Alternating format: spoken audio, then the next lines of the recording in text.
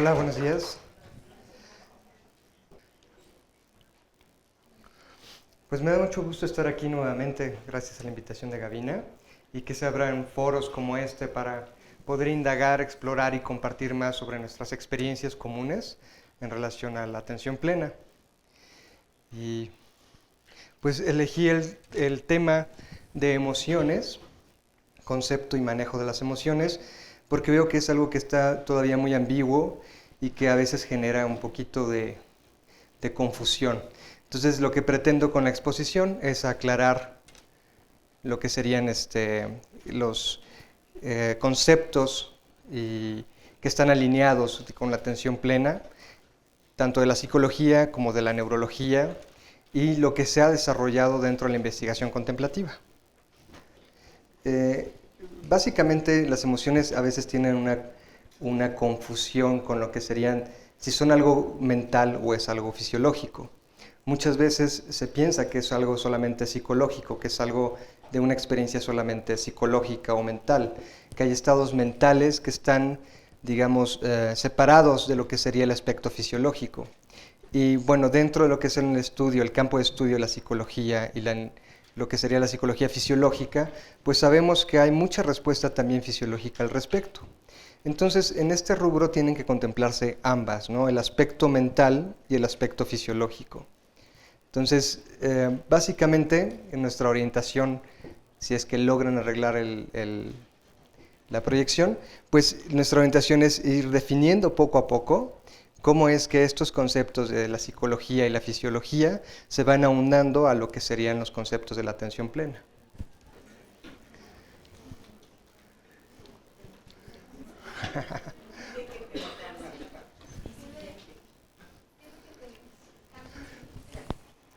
Cámbiala tú, por favor. Gracias. Ok, empezaremos con una definición sobre la etimología. Creo que es muy importante a veces definir muy bien los términos de los que estamos hablando y tener un concepto, pues digamos, común. La etimología de emoción proviene de emotionis, que proviene también de movere, que se refiere a lo que es el movimiento. Entonces, básicamente, cuando hablamos de emoción, estamos hablando de movimiento. Las emociones literalmente nos ponen en movimiento. Siguiente. Definiendo un poco más sobre lo que serían las emociones, consideramos en psicología dos aspectos básicos, que es lo que comentaba hace unos momentos. Un aspecto que sería el mental y otro aspecto que sería el fisiológico. Los estados mentales o psicológicos en los que existe incitación o agitación. Esa es una forma también de entender la emoción.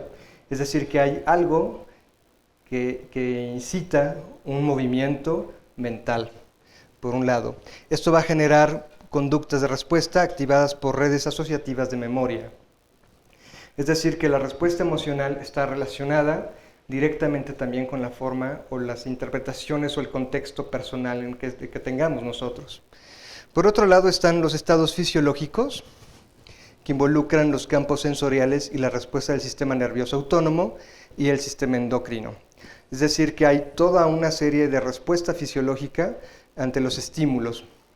En este aspecto, pues hay incluso respuestas de las cuales no somos conscientes, que simplemente se traducen al cuerpo. Podríamos entender entonces que la emoción, que es movimiento, y es un movimiento de reacción hacia un estímulo sensorial que prepara al cuerpo y a la mente para actuar en relación hacia algo. Siguiente. Ahí está. Consideramos diversos factores. Por un lado, lo que sería la agitación sensorio-perceptual que afecta directamente el estado de atención hacia un estímulo determinado, la significación del objeto relacionado al estímulo y la predisposición, tendencias cognitivas, emocionales, como los sistemas de creencias asociados a la interpretación del individuo. Esta agitación, que es de lo que hablaba hace un momento, es la capacidad que tenemos nosotros de captar estímulos y que va entonces a hacer una percepción y una configuración de nuestros sentidos captando un estímulo y de un objeto en particular. Ese objeto puede ser un objeto concreto o un objeto abstracto, pero va a generar en nosotros una reacción también y un significado. O sea, es decir, que siempre la respuesta emocional va a tener una relación con un significado. Por lo tanto, también tiene una relación intrínseca con aspectos cognitivos, emocionales, la historia personal y creencias, interpretaciones, etc.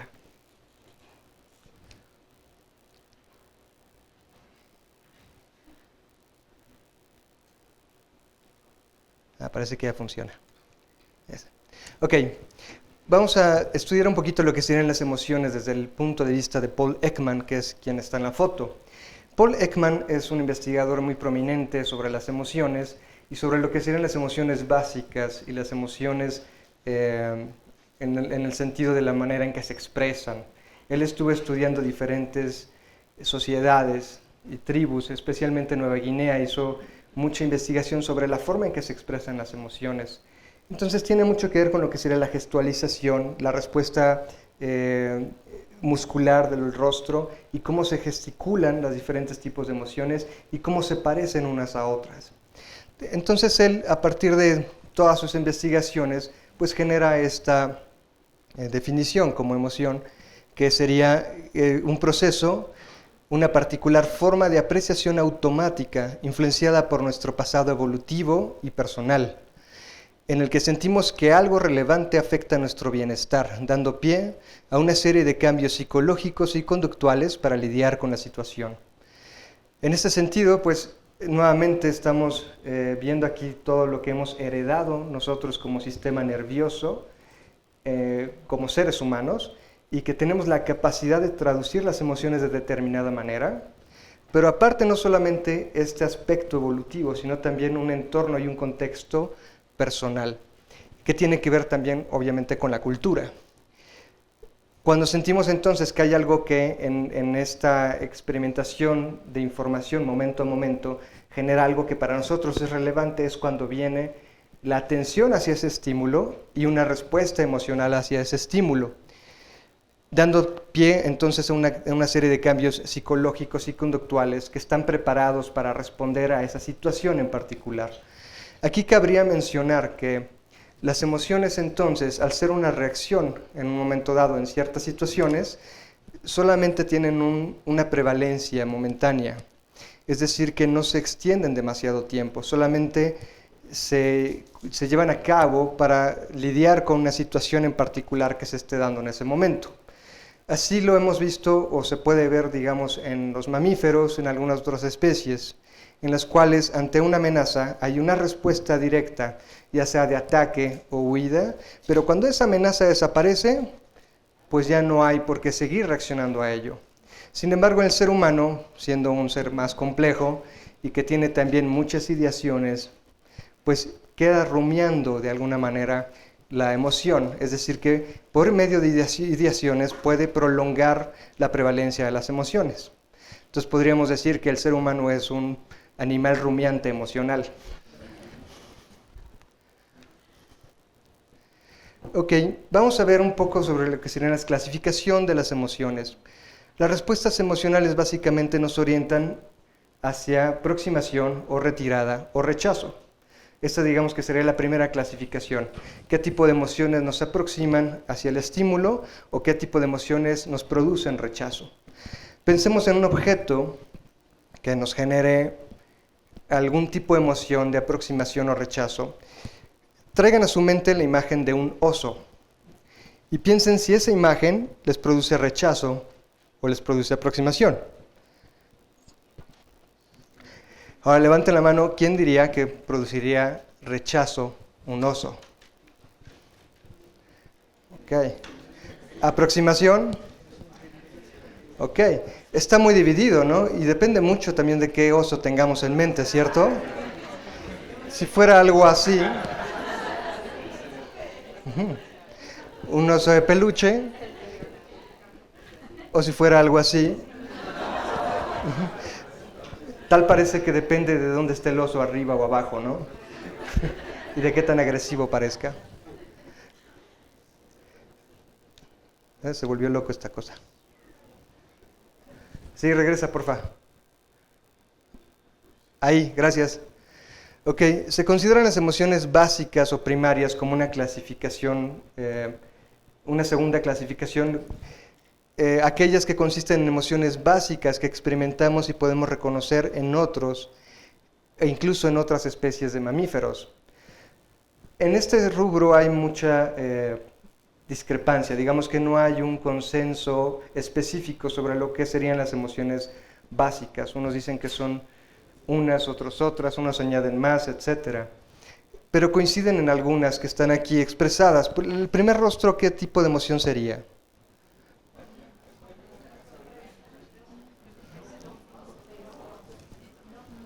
O sea, está acá. Enojo, exactamente. Sorpresa sería este acá. Ujú. Después este, asco o disgusto. Este aquí, miedo, alegría, tristeza y bueno, sorpresa, ¿no? Y hay otros que añaden aún otras más. Estas coinciden un poco con los monitos de intensamente, pero por favor no se confundan, no tienen nada que ver.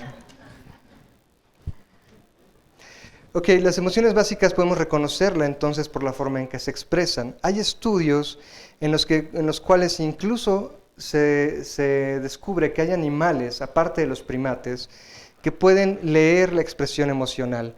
No solamente en poder reconocerla, sino también vivirla. O sea, es decir, que hay una integración, una información sensorial y una percepción interna coherente con la emoción. En el caso de estos estudios, los perros, al observar las facciones o la expresión de sus amos, podían entender si había enojo, si había tristeza, si había alegría, y los perros correspondían a ello. Entonces hay varias especies de animales mamíferos, particularmente primates y bueno, los caninos, pero también hay otras especies en las que se ha descubierto que el reconocimiento emocional está un poco más allá de lo que habíamos pensado y también que compartimos con ellos varias emociones, ¿no? Incluso podemos ver formas de gesticulación muy similar. Aquí vemos a un primate y un humano con una gesticulación quizás expresando tristeza y algo de reflexión, ¿no? No sabríamos que podría estar reflexionando el primate si sobre la carencia de bananas o... Pero la expresión es igual, no sabemos qué está pasando en su mente, pero está expresando una emoción que podríamos considerar similar. Aunque no hay un consenso entonces único que establezca las emociones básicas, se coincide en el enojo, la tristeza, el miedo, la alegría y el afecto, o amor o ternura. Algunos añaden la sorpresa, el disgusto, la anticipación y la confianza. Podríamos también entender que las emociones se comportan a veces como si fuera entonces una paleta de colores, donde tenemos nuestros colores primarios básicos y sus diferentes tonalidades, intensidades y combinaciones.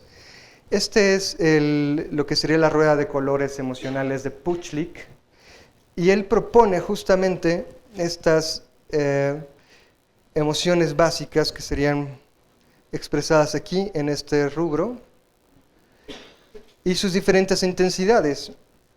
Hacia el centro es una emoción más intensa y hacia afuera una emoción más leve. La misma emoción pero con diferentes intensidades, digamos. Por otro lado, tenemos lo que sería la combinación de estas emociones y la generación de otras emociones relacionadas, pues, ¿no?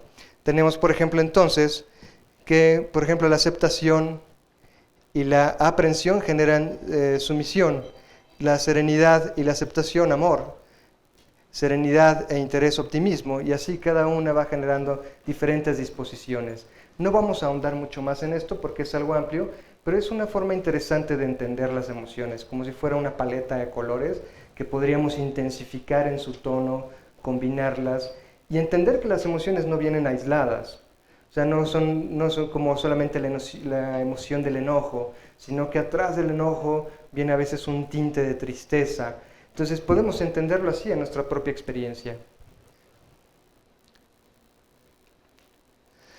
A mí me gusta mucho la imagen de entender las emociones también como si fueran ríos de nuestra mente, ríos que fluyen, es decir, una energía psíquica que está fluyendo constantemente y que hay veces en que es más intensa y otras veces en que es más pacífica, pero que está ahí constantemente, es como parte de nuestra interpretación de las cosas, parte de nuestra relación con las cosas.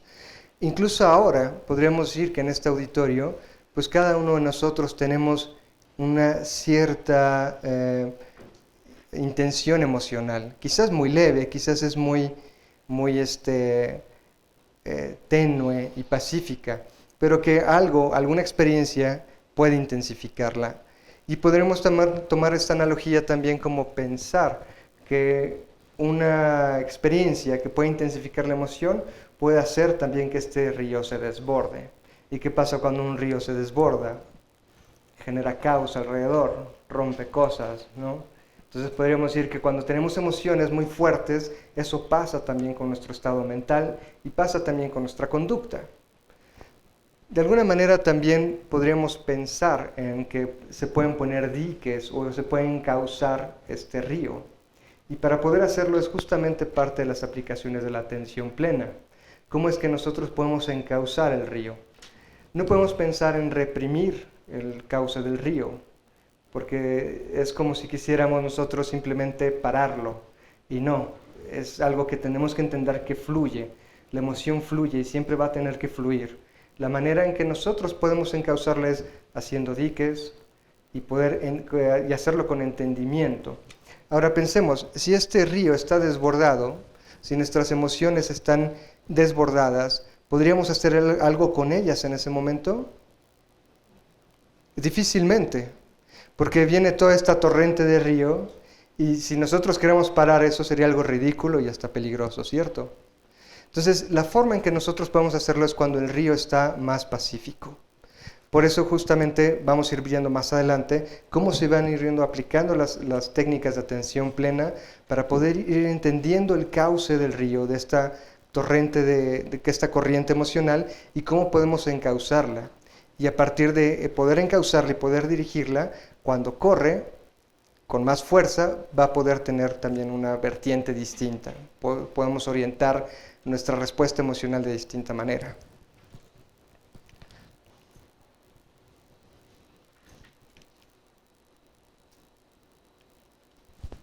Siguiente. Ok, vamos a analizar algunas paradojas en las emociones humanas. Ok. La emoción es un estado biológicamente evolutivo orientado a la supervivencia y a la adaptación. Sin embargo, puede desencadenar respuestas tanto benéficas como perjudiciales. Podemos entender entonces que el origen de la emoción es supervivencia y adaptación. ¿Estamos de acuerdo? Y podríamos pensar, entonces es algo positivo, o sea, somos así seres evolucionados, que entonces tenemos todo este contexto y este servicio de las emociones como para nuestra supervivencia. Sin embargo, hay veces en que es contraproducente. Tenemos, por ejemplo, la emoción del enojo. Unos pensarían que la emoción del enojo es algo destructivo o negativo, y no necesariamente.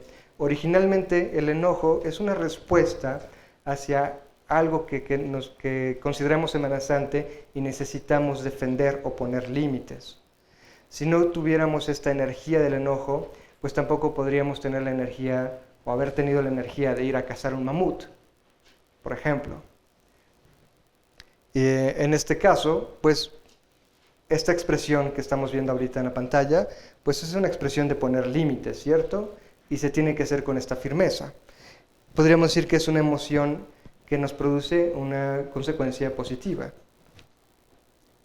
Pero ¿qué pasa también cuando esa emoción se contrae y se genera, por ejemplo, rabia, y se reprime o se genera hacia nosotros mismos enojo? Sería algo contraproducente, ¿cierto? Entonces, habríamos que entender esta paradoja. Las emociones son muy útiles, pero también es muy útil saber cómo encauzarlas, y no solamente decidir por ellas, ¿no? O más bien dejar que decidan por nosotros, como si fuera algo realmente deseable. Bueno, muchas personas dicen, hay que seguir tus instintos, sigue tus instintos al extremo, sé emocional, ¿no? Y sin embargo, hay veces en que eso nos puede llevar a recovecos y a situaciones contraproducentes. Las emociones, otra de las paradojas, es que están diseñadas para generar reacción hacia el estímulo, como habíamos visto, sin vincularse con el proceso del análisis. El proceso del análisis sabemos que es algo mucho más lento, es un proceso que requiere más tiempo que la emoción. La emoción es directa, el sistema límbico actúa de una manera directa y rápida. Ya cuando hacemos consciente esto, ya pasó. No podemos nosotros hacerlo así como pensar sobre cómo vamos a actuar. La emoción está ahí y entonces a veces nos rebasa hasta que lo hacemos consciente. Entonces la manera en causarla no es razonando. Es decir, no podemos nosotros dirigir nuestras emociones por medio de la razón, sino más bien entenderlas desde otra forma, digamos que el análisis se hace de manera retrospectiva, no en el momento. En el momento el análisis no nos va a servir de mucho, porque la reacción va a estar ahí. La imagen que estamos viendo ahí es de una pintura sobre Ícaros, cuando decidieron salir del laberinto. Si recuerdan, ponen plumas y pegan las plumas con cera. Y el padre le dice, no te acerques mucho al sol porque se derrite la cera. Pero el otro, emocionado por acercarse y volar más cerca del sol, se derriten la cera de las plumas, se desprenden y caen. Entonces, bueno, las emociones a veces son algo así. Si están diseñadas para eso, tenemos que entender que son así y que podemos nosotros orientarlas desde otra perspectiva o desde otra... No pelearnos con ellas, pero entender que surgen y que podemos nosotros entenderlas a posteriori o en retrospectiva, porque tienen mucho que ver con el pensamiento. Vamos a ir viendo más adelante eso. Ok, otra de las paradojas es que...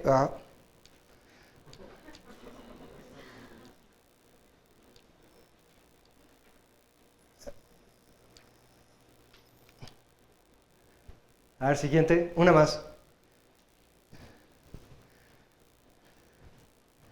Eco, ahí está. Las emociones son naturales y comunes a todos, pero son identificadas y condicionadas culturalmente. Son algo que son, digamos, naturales porque son propias de todo ser humano, de los mamíferos también, pero no son siempre iguales, no siempre se manifiestan igual. Y hay veces en que se condicionan unas o se identifican otras en diferentes culturas. Entonces tenemos aquí, por ejemplo, imágenes de la cultura occidental por un lado, y imágenes de las culturas, es la Polinesia y Nueva Guinea, donde su forma de relación también hace que se refuercen otro tipo de expresiones emocionales. Eso también podemos ver, por ejemplo, en emociones que nosotros no logramos identificar o que no tenemos identificadas, pero que en otras culturas sí.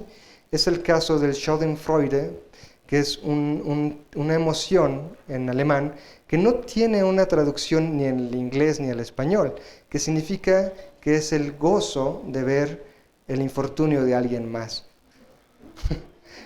Ese sería ese tipo de emoción. Es como el jaja de los Simpsons, ¿lo ubican? Ese es el Schadenfreude, y ese no tenemos nosotros manera de poder expresarlo, pero existe. Alguna vez quizás lo hemos experimentado. Pero igual también, por ejemplo, en Japón hacen alusión a otro tipo de emoción que le llaman amoa, que es el placer de la codependencia. O sea, tener una relación codependiente es algo muy placentero y entonces ellos lo identifican, tienen un nombre para eso. De esa misma manera hay muchas otras emociones que están identificadas y por lo mismo se refuerzan en diferentes culturas. Ok, otra de las paradojas de las emociones humanas es que el mundo de las emociones sigue siendo incomprendido y regularmente se percibe como una caja negra. Algo pasa allá adentro, no sabemos qué pasa, pero pasa algo, y se tiende a reprimir o se tiende a la catarsis entre estos dos extremos. O sea, por un lado es muy común que haya represión de las emociones y por otro lado también en psicoterapias humanistas se tiende mucho a la catarsis, como si eso fuera también a solucionar el aspecto o los conflictos emocionales. Ambos extremos en realidad no trabajan con el origen y con la fuente de la emoción. Habría que entenderlas. Entonces vamos ahorita a analizar más cómo se pueden regular estas emociones, cómo podemos entenderlas de una perspectiva en que podamos trabajarlas. Ok. Consideremos los sistemas de regulación que plantea Gilbert, un psicólogo, que serían la regulación emocional, están establecidas por nuestra historia evolutiva, personal, para regular funciones básicas de las emociones en relación con la información que obtenemos momento a momento de nuestro ambiente y que ponen en movimiento estrategias motivacionales. Todas estas estrategias están condensadas en cada uno de estos sistemas. Tenemos el sistema alerta, sistema motivacional y sistema de relajación, que son diferentes. Cada uno de estos sistemas va a conllevar diferentes tipos de emociones. Vamos a ir viendo una por una. El sistema de alerta está dirigido a identificar riesgos potenciales en el medio ambiente, que pueden ser una amenaza. Se asocian con emociones de ansiedad, enojo, disgusto, miedo. Entonces, básicamente es, chico, estás en problema, corre, sálvate, ¿no? No tienes tiempo de otra cosa, o hasta el muerto. Entonces, básicamente, ese tipo de emociones es lo que nos genera este sistema de alerta.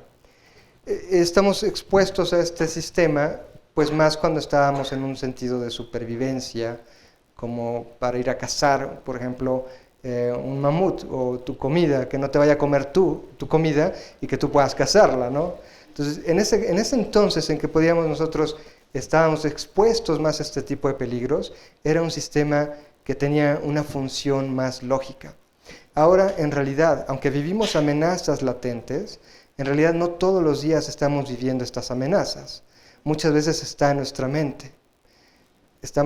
Aparte de generar una civilización también supuestamente, es generar también condiciones de mayor seguridad.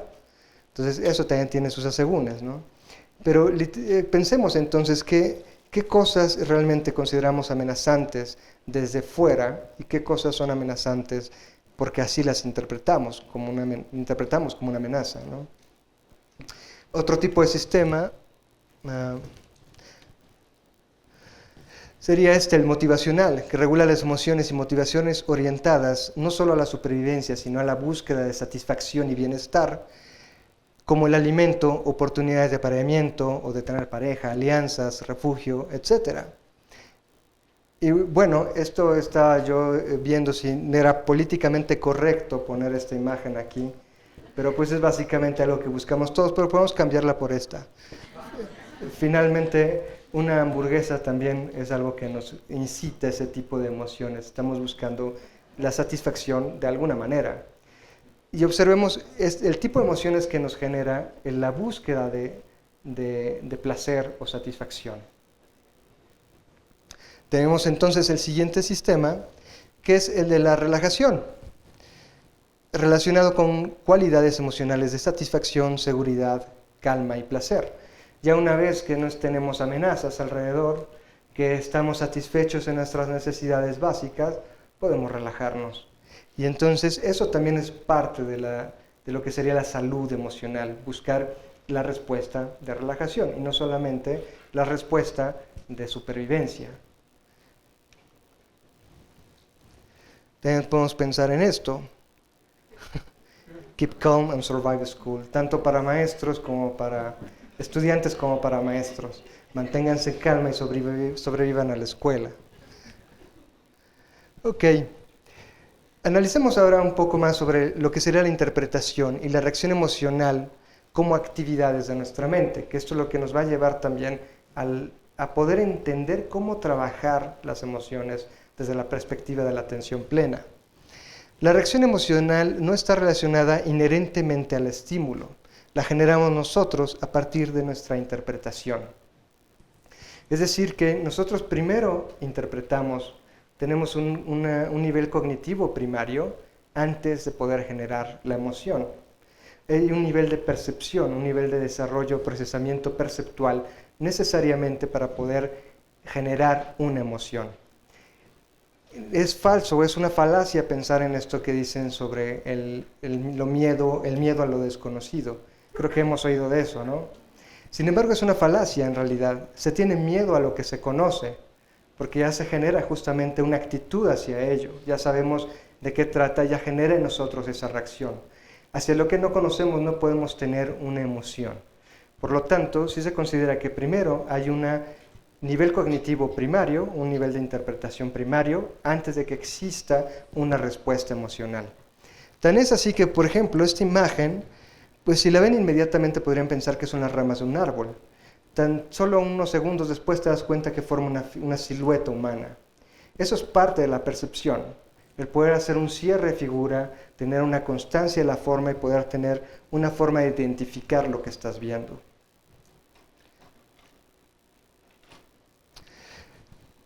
Dentro de lo que serían las actividades de nuestra mente, pues está la evocación por medio de la asociación a nuestros recuerdos, a una plática, a la imaginación, el pensamiento. Es decir, que a partir de nosotros recordar un estímulo, podemos nosotros generar también una respuesta. La respuesta emocional no está supeditada entonces al estímulo, podemos evocarla. Ya sea podemos desde poder hacerlo viendo una película, o viendo la emoción en alguien más, o recordando algún evento. Si nosotros recordamos algún evento, podemos traer a nuestra mente ese evento y la respuesta emocional también. Y esto es parte también de por qué se considera que la emoción es una actividad importantemente mental, ¿no? Ok, en la psicología de las emociones desde la perspectiva contemplativa, considera muchos de esos aspectos que ya se analizaron desde lo que sería el contexto psicológico, neurológico, pero todos estos aspectos que vamos a analizar están siendo considerados desde lo que sería la perspectiva de la contemplación o la meditación. Se considera que las emociones son un componente de los estados mentales, es decir, la emoción en sí no existe por su lado, sino que es un componente que se integra y tiene una sinergia con otros. De tal manera que si no existieran esos otros componentes, la emoción tampoco. Eso es lo que se llaman los factores mentales, que están hasta abajo, que son sensación, discriminación, volición, atención y contacto. Desde la perspectiva budista, básicamente, se considera que las emociones son parte de todo este aspecto del estado mental, que no están aisladas, es decir, que no tienen siquiera en el budismo un concepto de emoción como la tenemos nosotros en la psicología. Para ellos es un componente de estados mentales, que está ligado a lo que sería la sensación física y la sensación mental, la parte cognitiva, la voluntad, la forma en que estamos dirigiendo nuestra atención y la forma en que hacemos contacto consciente. Entonces, eso es básicamente así como el contexto en el que se maneja en la contemplación. Ok, bueno, básicamente esto es como una vertiente de lo que ya vimos y que tiene coincidencia con lo que sería el contexto contemplativo. Analicemos un poquito más también sobre cómo trabajan la meditación con algunos aspectos emocionales que pueden verse a nivel neurológico. Se ha visto muchos estudios que han dado resultados positivos y evidencian que la corteza cingulada anterior y la corteza prefrontal dorsolateral son influenciadas por la meditación, se ven activadas por la meditación. En este caso vamos a analizar un poquito más de cada una de ellas. Sabemos también que las emociones tienen mucho que ver con la amígdala, que es como un sistema de alerta en el cual se despierta la respuesta emocional. Tenemos por otro lado lo que sería la amígdala en relación con el hipocampo, que es como un baúl de recuerdos, donde nosotros estamos sacando asociación de memoria constantemente, y por otro lado se vincula a lo que sería la corteza cingulada anterior. La corteza cingulada anterior es básicamente un filtro precognitivo de lo que serían las memorias o la asociación. A partir de esta formación, nosotros podemos analizar de una manera más rápida si lo que estamos experimentando es un conflicto o es amenazante o no. Entonces, estos dos aspectos, tanto lo que sería el hipocampo que guarda memoria y la corteza cingulada anterior, funcionan en relación con la amígdala para ir regulando la respuesta emocional. Este se queda dormido porque básicamente es el de los procesos superiores, el análisis, que para entonces en la respuesta emocional no nos va a importar tanto, ni a las emociones tampoco le importan tanto, ya está ahí. Pero en esta parte, esta sí es importante, porque nosotros vamos a ir generando directrices y motivaciones que se van a quedar instaladas en esta parte, que al momento en que se activa la amígdala, va a recurrir innecesariamente o de una manera más rápida que a lo que nosotros pensamos. De esta manera es que se puede traducir una forma de canalizar la emoción de una manera analítica, pero no directa. Bueno, aquí exponemos básicamente lo que hace la corteza cingulada anterior, asociada con funciones correlacionadas con experiencia consciente. Tiene mucho que ver con los procesos de atención consciente, justamente lo que hacemos en atención plena. Detección y monitoreo de conflictos. Al detectar un conflicto, la corteza cingulada anterior provee de pistas a través de las cuales el cerebro genera una resolución para el conflicto. Se cree que las variaciones de los niveles de dopamina influyen en la optimización de este filtro, proveyendo de expectativas acerca de los resultados de un evento. Es decir, que tiene también una mayor capacidad de poder tener diferencias o poder notar las diferencias y generar otro tipo de respuestas. Estudios sugieren que los meditadores poseen una mayor activación de la corteza cingulada anterior, lo que implica una mayor regulación emocional y el replanteamiento del conflicto. Por otro lado, tenemos la corteza prefrontal, asociada a los procesos del pensamiento, el análisis, la planeación, la ejecución y la conducta dirigida. Es una parte clave en la integración de la actividad de diferentes partes del cerebro.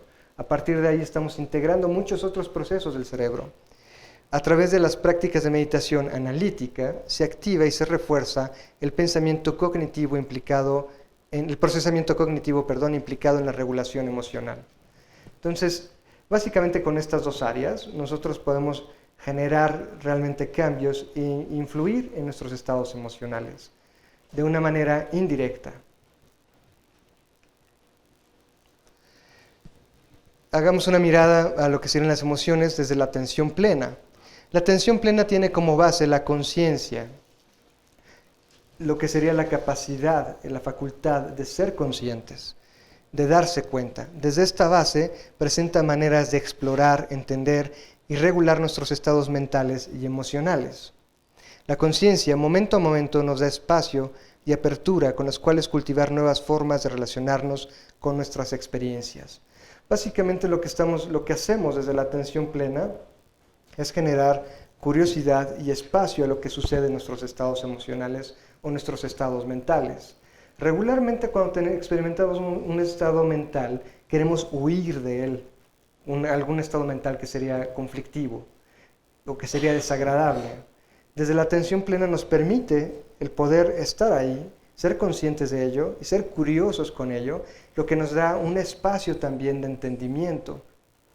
De otra forma, pues solamente estaríamos generando compensaciones. En la práctica de la meditación budista particularmente, no hay una alusión directa respecto a la expresión o la inhibición emocional. Ni siquiera está el concepto de emoción. Entonces dicen, bueno, ¿qué importa si la expresas o no la expresas? Lo que importa es lo que haces o cómo se abordan esas emociones a través de un proceso de autoconocimiento y el análisis diligente que permite el entendimiento de las emociones y el punto en que nos sobrepasan. O sea, poder entender las emociones justamente como una reacción, como algo natural que va a suceder, que va a estar ahí, pero que sí tienes tú también una implicación en ello. Hay veces en que estamos como muy expuestos a querer reprimir una emoción. Cuando la emoción surge, pues ya es como lo vimos, es como un río que se desborda. Y lo mejor que podemos hacer es simplemente notarlo. La forma en que lo trabajamos es primero notando el estado fisiológico, porque es menos volátil que el mental. Entonces podemos notar en nuestro cuerpo cómo se siente esa emoción, cómo me estoy sintiendo en este momento. Y también qué tintes o qué matices hay en la mente en relación a esa emoción. Pero no reprimirla. Si algo dispara en ti la emoción del enojo, pues entonces lo mejor que puedes hacer es voltear a ver el enojo. No reprimirlo, está ahí, o el miedo, o la tristeza. Pero es también como cuando nos reímos. Pues cuando nos da algo mucha risa, nos carcajeamos, ¿no? No lo reprimimos. De la misma manera, que seamos así como abiertos a la experimentación emocional. También pensemos que las emociones son estos eventos que surgen, permanecen unos momentos y cesan. No permanecen ahí, no prevalecen, a menos que nosotros los rumiemos.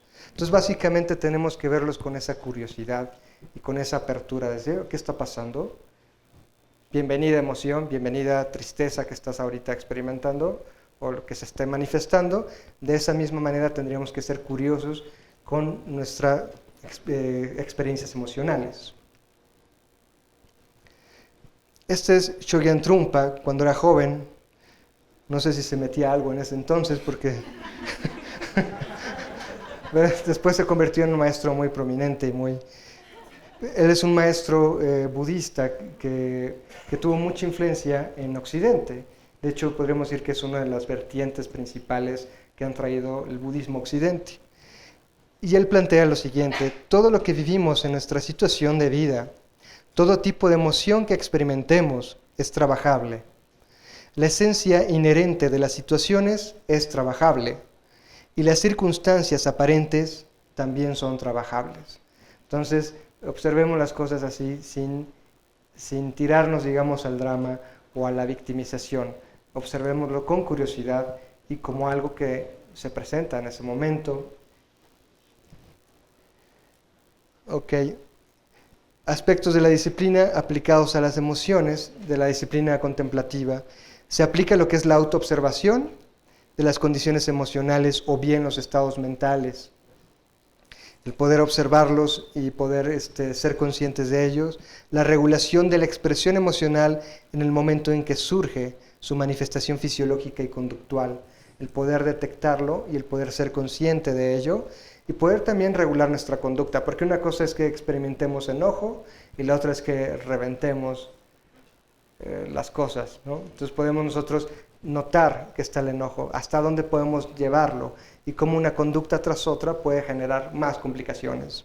Entonces en ese sentido sí estamos haciendo una aplicación de restricción o regulación.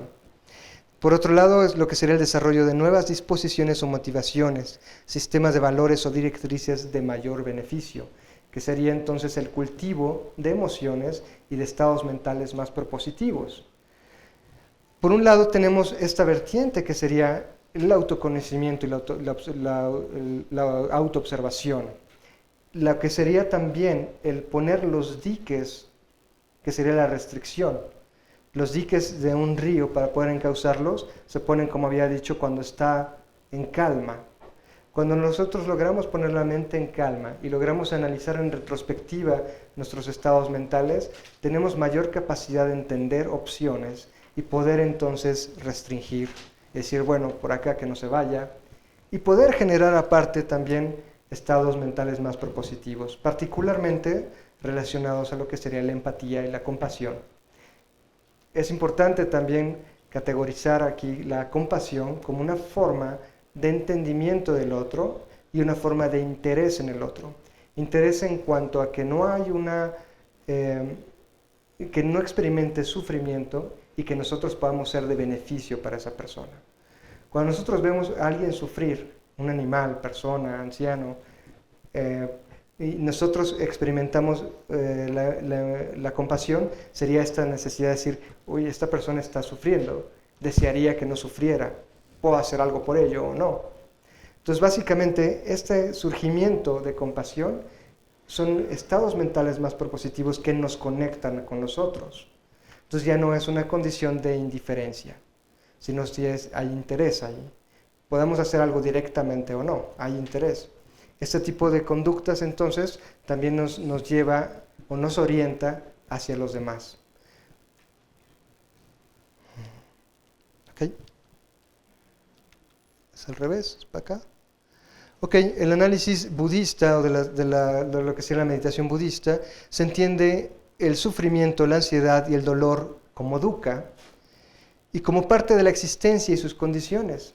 Podemos entonces entender que experimentamos tanto nosotros como los demás condiciones de sufrimiento, condiciones existenciales de dolor y sufrimiento, y que es algo común a todos y que hay quienes experimentan todavía más esas condiciones más precarias que nosotros.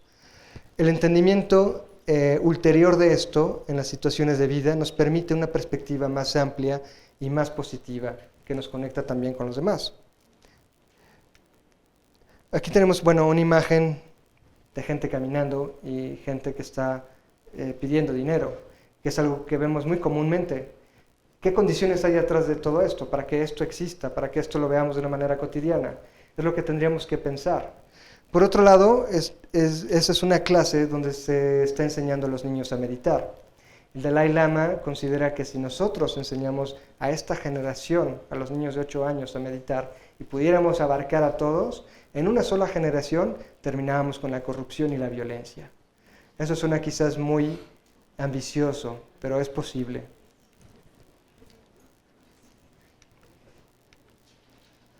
Ok, la orientación de los estados mentales es estados más positivos y la evitación de aquellos que son aflictivos no son meramente principios de conducta, no son directrices nada más, sino son temas de una metodología específica de la meditación y su integración a la vida cotidiana. La mejor manera de trabajar con la angustia existencial es con la compasión. Aquí brevemente voy a hacer alusión a un estudio que hizo Richard Davidson respecto a lo que sería la educación de la compasión en un plazo corto. Se intervino 2 semanas en el entrenamiento de la compasión con un grupo de estudiantes y la contemplación pues tenía que ver con la visualización del sufrimiento y deseando la liberación de ese sufrimiento de esa persona. O sea, consideramos esa persona está sufriendo, está experimentando algo desagradable y poco propicio y generamos en nosotros el deseo de que esa persona pueda verse libre de esas condiciones. Se trabaja bien contemplando a un ser querido, a uno mismo, a un extraño, una persona difícil, después abarcando a todos los seres. El fraseo más usado es que puedas estar libre del sufrimiento, que puedas experimentar regocijo, paz, que puedas estar bien. Y la instrucción era notar las sensaciones corporales y mentales, no solamente como algo meramente intelectual, sino realmente cómo te conectas con esa condición existencial de esa persona y con el deseo de que pueda cambiar y de que esa misma persona pueda generar otras condiciones más propicias para ella misma.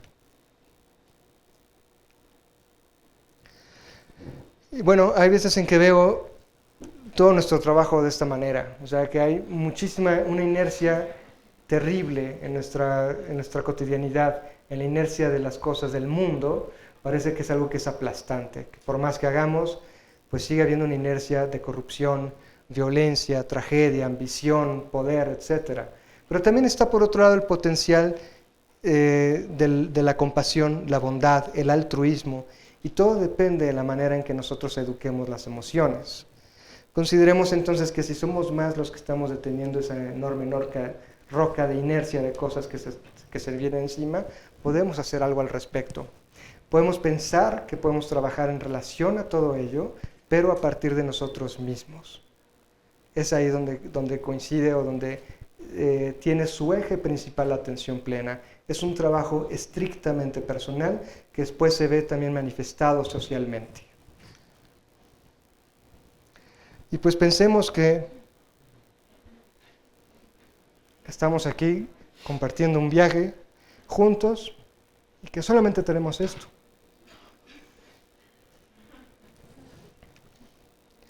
Y les dejo esta frase para que la lean de Albert Einstein, que sí considera ampliamente esta visión. Un ser humano es parte de una totalidad llamada por nosotros universo. Es una parte limitada en el tiempo y en el espacio. Experimenta en sí mismo sus pensamientos y sentimientos como algo separado del resto, un tipo de ilusión óptica de su conciencia. esta ilusión es un tipo de prisión para nosotros, restringiéndonos a nuestros deseos personales y nuestra afectividad para algunas personas cercanas a nosotros. Nuestro objetivo debe ser liberarnos a nosotros mismos de esta prisión, ampliando nuestros círculos de compasión y abarcando a todos los seres vivos y a la totalidad de la naturaleza y su belleza. Muchas gracias.